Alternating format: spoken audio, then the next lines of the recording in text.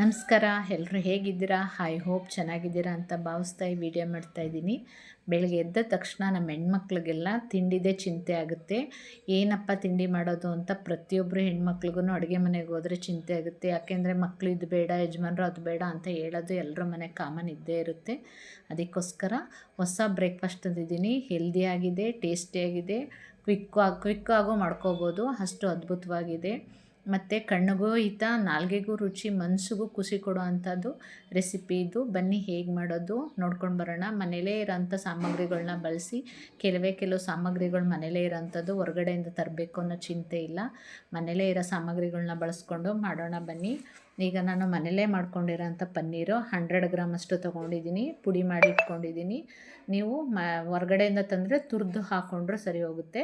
ನಾನು ಮನೇಲೇ ಮಾಡಿರೋದ್ರಿಂದ ಕೈಯಲ್ಲೇ ಪುಡಿ ಮಾಡಿ ಇಟ್ಕೊಂಡಿದ್ದೀನಿ. ಅದಕ್ಕೆ ಒಂದು ಅರ್ಧ ಸ್ಪೂನಷ್ಟು ಹಸಿಮೆಣ್ಸಿನ ಪುಡಿ ತೊಗೊಂಡಿದ್ದೀನಿ. ನೋಡ್ಕೊಂಡು ಹಾಕ್ಕೊಳ್ಳಿ, ಮಕ್ಕಳು ತಿನ್ನೋರಿದ್ದರೆ ಸ್ವಲ್ಪ ಖಾರ ಆದರೆ ಕಷ್ಟ. ಸ್ವಲ್ಪ ಒಂದು ಅರ್ಧ ಸ್ಪೂನಷ್ಟು garam masala, peri peri powder ಹಾಕ್ಕೊಂಡಿದ್ದೀನಿ. ಅದು ಆಪ್ಷನಲ್ಲು, ಇಷ್ಟ ಇದ್ದರೂ ಹಾಕ್ಕೊಳ್ಳಿ, ಇಲ್ಲಾಂದರೆ ಬೇಡ.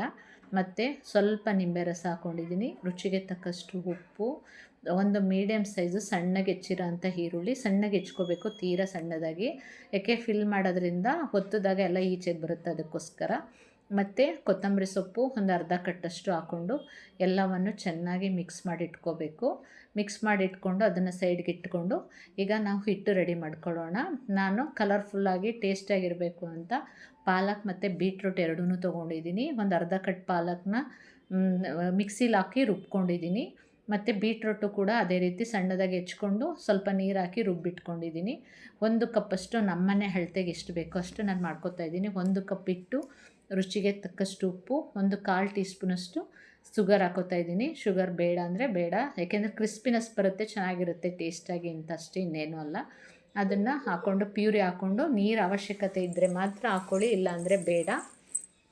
ಪ್ಯೂರಿಲೇ ನೀರಿನಂಶ ಜಾಸ್ತಿ ಇರುತ್ತೆ, ಅದು ಸೇರಿ ಹಾಕ್ಕೊಂಡು ಎರಡೂ ಕೂಡ ಸಕ್ಕರೆ ಉಪ್ಪು ಎರಡೂ ಹಾಕಿ ಪಾಲಕ್ ಪ್ಯೂರಿ ಮತ್ತು ಬೀಟ್ರೂಟ್ ಪ್ಯೂರಿ ಎರಡೂ ಹಾಕ್ಕೊಂಡು ಸ್ಮೂತಾಗಿ ಕಲಿಸ್ಕೊಂಡು ರೆಡಿ ಮಾಡಿ ಇಟ್ಕೊಂಡು ಒಂದು 10 ನಿಮಿಷ ನೆನೆಯಕ್ಕೆ ಬಿಡೋಣ.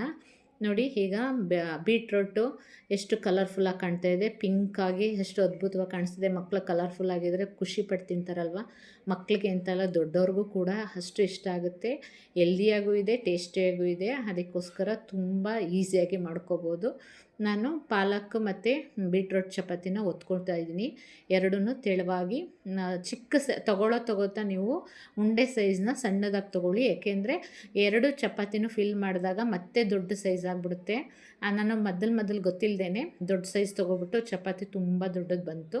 ಅದಕ್ಕೆ ನಿಮ್ಗೆ ಹೇಳ್ತಾ ಇದ್ದೀನಿ, ಚಿಕ್ಕ ಸೈಜಲ್ಲಿ ತೊಗೊಳ್ಳಿ. ನಾನು 2 ಥರ ಚಪಾತಿನ ಮಾಡಿ ತೋರಿಸ್ತಾ ಇದ್ದೀನಿ. 2 ಬೀಟ್ರೂಟ್ ಚಪಾತಿ ಮತ್ತು ಪಾಲಕ್ ಚಪಾತಿ ಎರಡೂ ಒತ್ಕೊಂಡಿದ್ದೀನಿ. ನೋಡಿ, ಗ್ರೀನ್ ಮತ್ತು ಪಿಂಕ್ ಎಷ್ಟು ಅದ್ಭುತವಾಗಿ ಕಾಣಿಸ್ತಿದೆ ಅಲ್ವಾ. ತೆಳುವಾಗಿ ಒತ್ಕೊಂಡು ಈಗ ನಾವು ಫಿಲ್ ಮಾಡ್ಕೊಳ್ಳೋಣ ಬನ್ನಿ. ಎರಡೂ ನಾನೀಗ ಪಾಲಕ್ ಚಪಾತಿನ ಕೆಳಗಡೆ ಹಾಕ್ಕೊಂಡು, ನಾವು ಆವಾಗಲೇ ಮಸಾಲೆ ರೆಡಿ ಮಾಡಿ ಇಟ್ಕೊಂಡ್ವಲ್ಲ, ಅದನ್ನು ನಿಮ್ಗೆ ಎಷ್ಟು ಬೇಕು ಅನಿಸುತ್ತೆ, ಇಷ್ಟೇ ಬೇಕು ಅಂತ ಏನಿಲ್ಲ, ಎಡ್ಜಲ್ಲಿ ಬಿಟ್ಟು ಎಲ್ಲ ಕಡೆನೂ ಹಾಕ್ಕೊಳ್ಳಿ. ಎಡ್ಜಲ್ಲಿ ಯಾಕೆ ಅಂದರೆ ನಾವು ಫಿಲ್ ಮಾಡಬೇಕು, ಇನ್ನೊಂದು ಚಪಾತಿ ಹಾಕಿ ಮೇಲ್ಗಡೆ ಫಿಲ್ ಮಾಡಬೇಕಾಗಿರೋದ್ರಿಂದ ಫುಲ್ಲು ಎಲ್ಲ ಚಪಾತಿ ತುಂಬಾರ್ದು. ಅದಕ್ಕೋಸ್ಕರ ನೋಡಿ, ನಾನು ಇಷ್ಟು ಹಾಕ್ಕೊಂಡಿದ್ದೀನಿ. ನಿಮ್ಗೆ ಜಾಸ್ತಿ ಕ್ವಾಂಟಿಟಿ ಬೇಕು ಅಂದರೆ ಪನ್ನೀರ್ ಜಾಸ್ತಿನೇ ಹಾಕ್ಕೊಳ್ಳಿ, ತೊಂದರೆ ಏನಿಲ್ಲ. ಈಗ ಮೇಲ್ಗಡೆ ಬೀಟ್ರೂಟ್ ಚಪಾತಿ ಹಾಕಿ ಫಿಲ್ ಮಾಡ್ಕೊಳ್ಳಿ. ಕರೆಕ್ಟಾಗಿ ಎಲ್ಲನೂ ಕ್ಲೋಸ್ ಆಗೋವರೆಗೂ ಫಿಲ್ ಮಾಡ್ಕೋಬೇಕು. ಅದನ್ನು ಫಿಲ್ ಮಾಡಿಕೊಂಡು, ಏಕೆಂದರೆ ನಾವು ಒಳಗಡೆ ಫಿಲ್ ಮಾಡಿರೋದ್ರಿಂದ ನಾವು ಕಟ್ ಮಾಡಿದಾಗೆಲ್ಲ ಈಚೆಗೆ ಬರುತ್ತೆ. ಅದಕ್ಕೋಸ್ಕರ ನೀವು ಪಿಜ್ಜಾ ಕಟ್ಟರಲ್ಲಾದರೂ ಸರಿ, ಚಾಕುನಲ್ಲಾದರೂ ಸರಿ ನೀಟಾಗಿ ಕಟ್ ಮಾಡ್ಕೊಳ್ಳಿ. ಸಣ್ಣದಾಗಿ ಕಟ್ ಮಾಡಿಕೊಂಡ್ರೆ ಪರೋಟ ಅದ್ಭುತವಾಗಿ ಬರುತ್ತೆ. ಪಾಲಕ್ ಬೀಟ್ರೂಟ್ ಪನ್ನೀರ್ ಪರೋಟ, ಲಚ್ಚಾ ಪರೋಟ ಈಸಿಯಾಗಿ ಕ್ವಿಕ್ಕಾಗಿ ಮಾಡ್ಕೋಬೋದು. ಅದಕ್ಕೆ ಹೊಸ ರೆಸಿಪಿ ಅಂತ ಹೇಳಿದ್ದು. ಈಗ ಇದನ್ನು ನಿಮಗೆ ಸಣ್ಣದಾಗಿ ಎಷ್ಟು ಸೈಜಲ್ಲಿ ಬೇಕೋ ಅಷ್ಟು ಸೈಜಲ್ಲಿ ಕಟ್ ಮಾಡಿಕೊಂಡು ನೋಡಿ, ಫುಲ್ಲು ಈ ಥರ ನೀಟಾಗಿ ಕಟ್ ಮಾಡ್ಕೊಬನ್ನಿ. ಮಾಡಬೇಕಾದ್ರೆ ಹುಷಾರಾಗಿ ಮಾಡಿ. ಈಗ ಕಟ್ ಮಾಡ್ತಾ ಎಲ್ಲ ಈಚೆಗೆ ಬಂದುಬಿಡುತ್ತೆ. ನಿಧಾನಕ್ಕೆ ನೋಡ್ಕೊಂಡು ಮಾಡ್ಕೊಳ್ಳಿ. ಇದನ್ನು ಕಟ್ ಮಾಡಿರೋದು ರೋಲ್ ಮಾಡ್ಕೊಂಡು ಒಂದ್ರ ಮೇಲೆ ಇಟ್ಕೊಂಡು ರೋಲ್ ಮಾಡ್ಕೊಂಡು ಬನ್ನಿ. ಯಾಕೆಂದರೆ ನೀಟಾಗಿ ನೀವು ಟೈಟಾಗಿ ಮಾಡಿದಷ್ಟು ನೀಟಾಗಿ ಬರುತ್ತೆ, ಫಿಲ್ಲಿಂಗ್ ಈಚೆಗೆ ಬರೋಲ್ಲ. ಅದಕ್ಕೋಸ್ಕರ ಒಂದ್ರ ಮೇಲೊಂದು ನಿಧಾನಕ್ಕೆ ಟೈಟಾಗಿ ಸುತ್ಕೊಂಡು ಬಂದರೆ ನೋಡಿ, ಫಿಲ್ ಈಚೆಗೆ ಬರೋಲ್ಲ. ಎಲ್ಲೋ ಲೈಟಾಗಿ ಚೆಲ್ಬೋದು ಅಷ್ಟೇ. ನೀಟಾಗಿ ನಿಧಾನಕ್ಕೆ ಟೈಟಾಗಿ ಸುತ್ತಬೇಕಷ್ಟೇ ಮೇನು.